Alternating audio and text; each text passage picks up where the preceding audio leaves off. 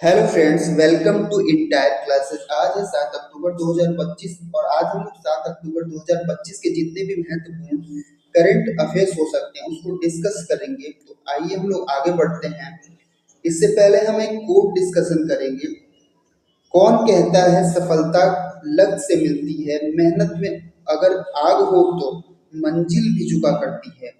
यानी कि अगर आप लोग मेहनत कर रहे हैं तो आपको सफलता एक न एक दिन अवश्य रूप से मिलेगी ही मिलेगी। आप लोग सिर्फ मेहनत को कंटिन्यू रखिए। ठीक, इसीलिए कहा गया है कि जो आदमी मेहनत करता है उसका भाग्य भी साथ देता है। चलते हैं हम लोग नेक्स्ट क्वेश्चन की तरफ आगे। नेक्स्ट क्वेश्चन है हम लोग का, वाल्मीकि जयंती कब मनाया जाता है? पहला ऑप्शन है 5 अक्टूबर, दूसरा ऑप्शन है 6 अक्टूबर, तीसरा ऑप्शन है 7 अक्टूबर, चौथा ऑप्शन है 8 अक्टूबर। तो इसका राइट आंसर होगा 7 अक्टूबर को प्रत्येक वर्ष वाल्मीकि जयंती मनाई जाती है। अब ये वाल्मीकि जयंती महर्षि वाल्मीकि की याद में मनाई जाती है। इसके बारे में कुछ फैक्ट होगा, हम लोग देखेंगे। 7 अक्टूबर को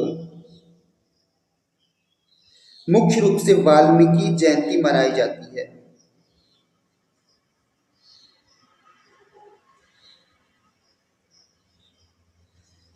जो महर्षि वाल्मीकि के सम्मान में मनाई जाती है, जिन्होंने महाकाव्य रामायण की रचना की थी। महर्षि वाल्मीकि जी ने ही रामायण की रचना की थी। इसके अलावा इस दिन को विश्व कपास दिवस के रूप में भी हम लोग मनाते हैं। चलते हैं हम लोग नेक्स्ट क्वेश्चन की तरफ आगे। नेक्स्ट क्वेश्चन है हम लोग का, हाल ही में फिजियोलॉजी या मेडिसिन में 2025 का नोबेल पुरस्कार से किसे सम्मानित किया गया है? पहला ऑप्शन है मैरी ई ब्रून को, दूसरा ऑप्शन है फ्रेड रामस्टेल, तीसरा ऑप्शन है सिमोन साकागुची, चौथा ऑप्शन है इनमें से सभी। तो इसका राइट आंसर क्या होगा? इसका राइट आंसर होगा इनमें से सभी को मेडिसिन या फिजियोलॉजी के क्षेत्र में 2025 के नोबेल पुरस्कार से सम्मानित किया गया है। कुछ फैक्ट इसके बारे में हम लोग देखेंगे। चिकित्सा में 2025 का नोबेल पुरस्कार ब्रून को, रामस्डेल और साकागुची को दिया गया। ये इन लोगों का शॉर्ट नेम है। एग्जाम के पर्पज से आप लोग इसको भी याद कर सकते हैं, शॉर्ट नेम को। फिजियोलॉजी या मेडिसिन में 2025 का नोबेल पुरस्कार मैरी ई ब्रून को, ये इन लोगों का फुल नेम है। फ्रेड रामस्डेल और सिमोन साकागुची को परिधीय प्रतिरक्षा सहिष्णुता से संबंधित उनकी खोजों के लिए प्रदान किया गया है।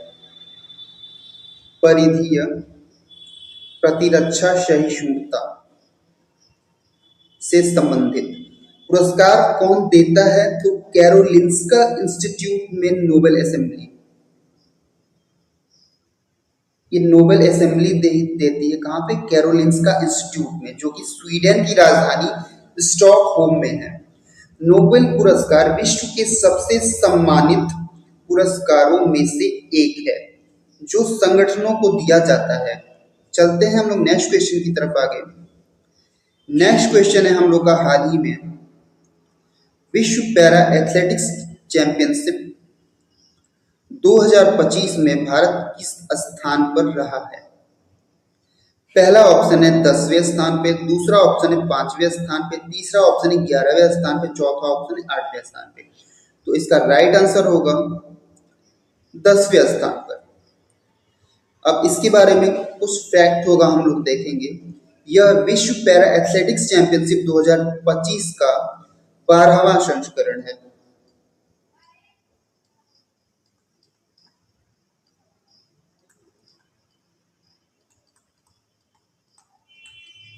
ठीक है, और इसका आयोजन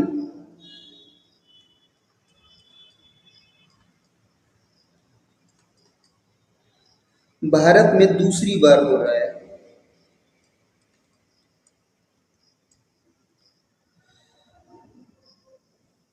अब भारत ने इसमें पदक कितने जीते हैं?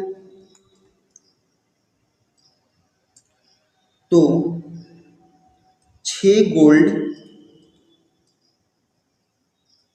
9 सिल्वर और 7 ब्रॉन्ज भारत ने पदक जीते हैं। टोटल 22 पदक भारत ने जीते हैं। ठीक है। इसका आयोजन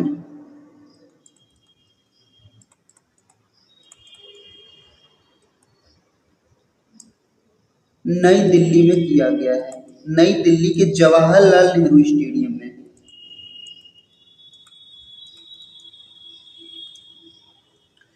तो चलते हैं हम लोग नेक्स्ट क्वेश्चन की तरफ आगे।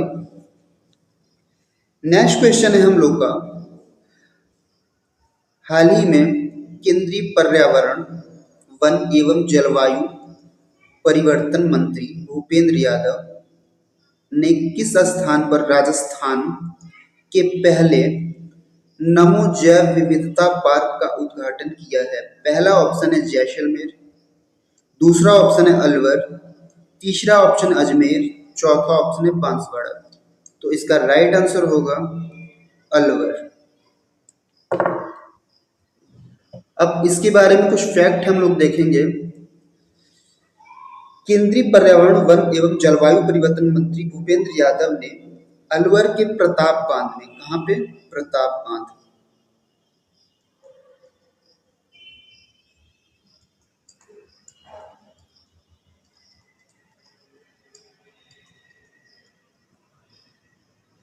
राजस्थान के पहले नमो जैव विविधता पार्क, जिसे नमो वन के नाम से भी जाना जाता है, का उद्घाटन किया। इसका नाम क्या होगा? नमो वन।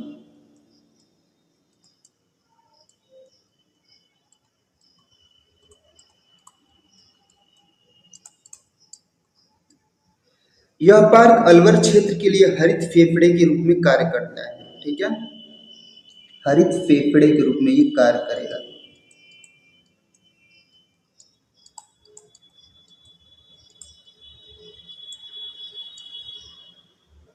जिसका उद्देश्य स्थानीय वायु गुणवत्ता में सुधार, शहरी हरित क्षेत्र को बढ़ाना और पारिस्थितिक संतुलन को बहाल करना है।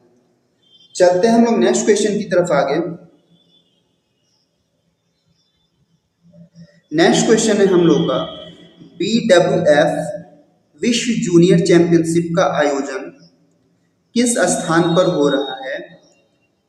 पहला ऑप्शन है दिसपुर, दूसरा ऑप्शन है कोझिकोड, तीसरा ऑप्शन है डिब्रूगढ़, चौथा ऑप्शन है गुवाहाटी।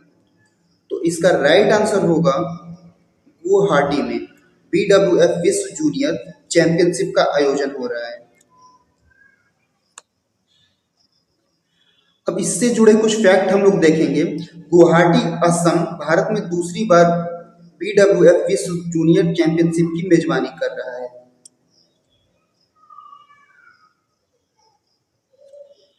यानी कि गुवाहाटी जो है इसकी मेजबानी दूसरी बार करेगा, दूसरी बार।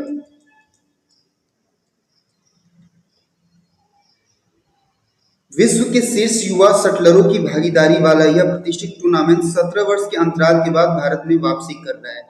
यानी कि ये 17 वर्ष बाद भारत में हो रहा है, 17 वर्ष बाद भारत में आयोजित।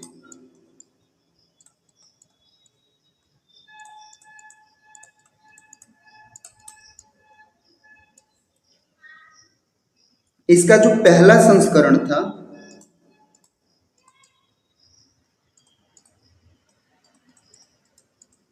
वो 2008 में हुआ था पुणे में।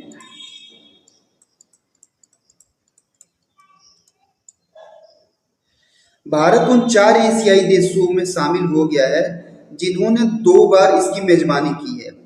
तो बाकी 3 देश कौन से हैं? एक है चाइना, फिर दूसरा है आपका मलेशिया,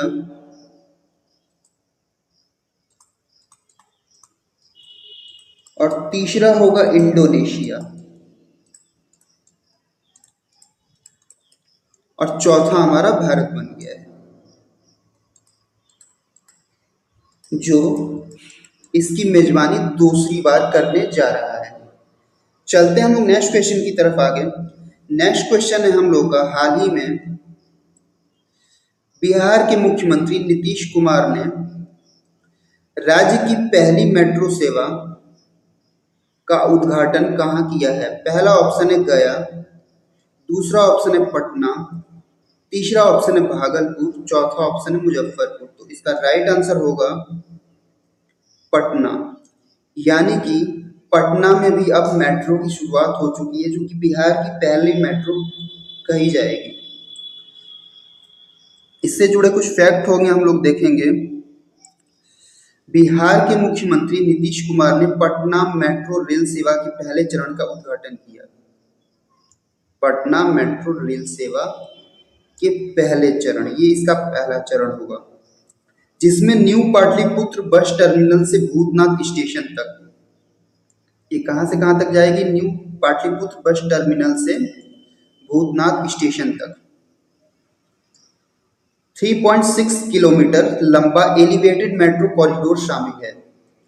प्राथमिकता कॉरिडोर के नाम से जाना जाने वाला यह चरण अंतर्राज्यीय बस टर्मिनल ISBT से भूतनाथ स्टेशन तक चलेगा। बिहार राज्य सहायक पुलिस यानी BSAP को सुरक्षा का जिम्मा सौंपा गया है। पूर्ण रूप से तैयार होने पर पहला जो मेट्रो की कुल लंबाई जो होगी वो 32 किलोमीटर की होगी, जब ये पूर्ण रूप से तैयार हो जाएगा, यानी कि 20 मील लगभग। अभी ये इसका पहला चरण है, जिसकी लंबाई 3.6 किलोमीटर है, और यह बिहार के प्राथमिकता कॉरिडोर के नाम से जाना जाएगा, जो अंतर्राज्यीय बस टर्मिनल यानी ISBT से भूतनाथ स्टेशन तक अभी चल रहा है। चलते हैं हम लोग नेक्स्ट क्वेश्चन की तरफ आगे। नेक्स्ट क्वेश्चन है हम लोग का, हाल ही में नामचिक नामफुक कोयला खदान का उद्घाटन किसने किया है? पहला ऑप्शन है जी किशन रेड्डी, दूसरा ऑप्शन है मनोहर लाल, तीसरा ऑप्शन है प्रहलाद जोशी, चौथा ऑप्शन है निर्मला सीतारमण। तो इसका राइट आंसर होगा जी किशन रेड्डी। यानी कि अभी हाल ही में नामचिक नामफुक कोयला खदान का उद्घाटन अरुणाचल प्रदेश में है, ये जी किशन रेड्डी जी ने किया है, वहां के मुख्यमंत्री पेमा खांडू के साथ मिलकर। इससे जुड़े कुछ फैक्ट होंगे हम लोग देखेंगे कि केंद्रीय मंत्री जी किशन रेड्डी ने नामचिक नामफुक कोयला खदान का उद्घाटन किया। केंद्रीय कोयला एवं खान मंत्री, ये क्या है? केंद्रीय कोयला एवं खान मंत्री हैं। जी किशन रेड्डी ने अरुणाचल प्रदेश के मुख्यमंत्री पेमा खांडू, ये याद रखिएगा आप लोग, पेमा खांडू के साथ मिलकर अरुणाचल प्रदेश के चांगलांग जिले, ये खदान कहाँ पे है? अरुणाचल प्रदेश के चांगलांग जिले में,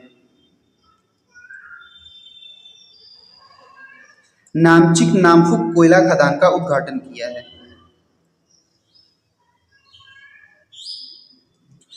इसकी क्षमता 1.5 करोड़ टन है।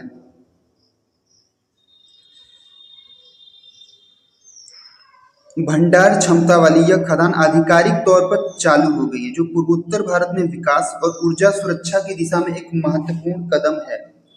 चलते हैं नेक्स्ट क्वेश्चन की तरफ आगे। नेक्स्ट क्वेश्चन है हम लोग का, हाल ही में 68वां राष्ट्रमंडल संसदीय सम्मेलन का आयोजन कहाँ किया जा रहा है? पहला ऑप्शन है बारबाडोस, दूसरा ऑप्शन है मालदीव, तीसरा ऑप्शन है माल्टा, चौथा ऑप्शन है सेंट किट्स और नेविस। तो इसका राइट आंसर होगा बारबाडोस में अभी राष्ट्रमंडल संसदीय सम्मेलन के 68वें संस्करण का आयोजन किया जा रहा है। अब इससे जुड़े कुछ फैक्ट हम लोग देखेंगे कि 68वें राष्ट्रमंडल संसदीय सम्मेलन का आयोजन कहाँ पे किया जा रहा है? बारबाडोस में। अब लोकसभा अध्यक्ष Om Birla bridge town Barbados में आयोजित 68वें राष्ट्रमंडल संसदीय सम्मेलन में भारतीय संसदीय प्रतिनिधि मंडल का नेतृत्व कर रहे हैं। यानी कि इस सम्मेलन में भारत का प्रतिनिधि हमारे लोकसभा अध्यक्ष ओम बिरला जी कर रहे हैं और इसका आयोजन कहाँ पे हो रहा है? बारबाडोस के ब्रिज टाउन में।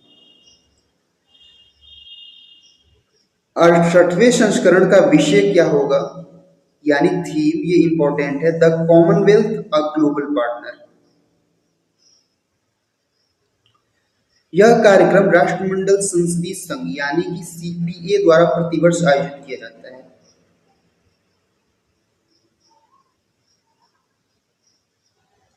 चलते हैं हम लोग नेक्स्ट क्वेश्चन की तरफ आगे।